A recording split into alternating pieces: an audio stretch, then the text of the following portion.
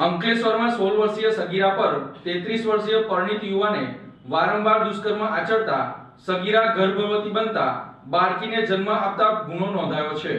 અંકલેશ્વર વિસ્તારમાં એક અત્યંત અને ગંભીર તથા સંવેદનશીલ બનાવ સામે આવ્યો છે, જેના કારણે સમગ્ર પંથકમાં ચકચાર મચી ગઈ છે। અંકલેશ્વર વિસ્તારમાં રહેતી 16 વર્ષીય સગીરા પર 33 વર્ષીય યુવાન દ્વારા દુષ્કર્મ આચરવામાં આવ્યું હતું। આરોપી શંકર વસાવાએ સગીરાને લાલચ આપી તેની સાથે શારીરિક શોષણ કર્યું હતું। પરિણીત યુવાને શારીરિક શોષણ કરતા સગીરા ગર્ભવતી બની હતી, જે બાબત થોડા સમય માટે ગુપ્ત રહી હતી। પરિસ્થિતિ ગંભીર બનતા સગીરાએ બાળકીને જન્મ આપ્યો હતો। આ ઘટનાની જાણ થતાં પરિવારજનો અને સ્થાનિક લોકોમાં ભારે રોષ ફેલાયો હતો। બાદમાં આ મામલે એ ડિવિઝન પોલીસ મથકે પહોંચીને તાત્કાલિક કાર્યવાહી કરવાની માંગ કરવામાં આવી હતી। એ ડિવિઝન પોલીસે સગીરાની ફરિયાદના આધારે શંકર વસાવા સામે પોસ્કો અધિનિયમ તેમજ ભારતીય દંડ સંહિતા હેઠળ દુષ્કર્મ સંબંધિત કલમો મુજબ ગુનો નોંધ્યો છે।